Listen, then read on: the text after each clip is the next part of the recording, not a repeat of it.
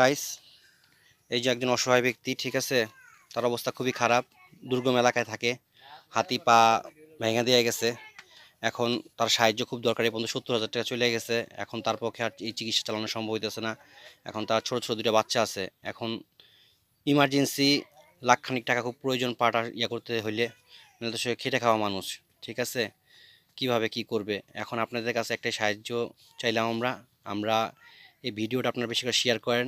আর এই ভিডিও যে যা পারেন আমাদেরকে, আমাদের নগদ নাম্বার স্ক্রিনে দেওয়া থাকবে, ঠিক আছে, ওনাকে সাহায্য করেন। ইমন ভাই, এই নগদে টাকা আসলে তো আপনি পাবেন না? জি। আচ্ছা ইমন ভাই, আপনি একটু বলেন ওনাদেরকে। এই যে আপনারা কাগজগুলো দেখতেছেন, এটা হচ্ছে আমার মেডিকেল মেডিকেল কাগজ। এখানে আমাকে ওষুধের কাগজ দেওয়া হয়েছে। তারপর এখানে আমার রক্তের কাগজ আছে। তারপর আমার আবার পুনরায় যেই চিকিৎসা করা হবে অপারেশন, ওইটারও কাগজ দেওয়া হয়েছে।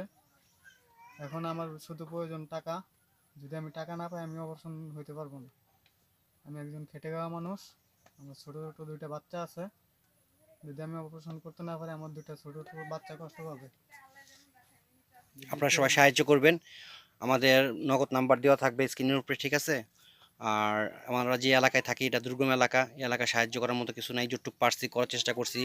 এখন ইমার্জেন্সি যদি উনি অপারেশন না করতে পারে, সেখানে অপারেশন আছে, তাইলে পুরো পরিবারটাই হয়ে যাবে, গরিব পরিবার একজন, ঠিক আছে।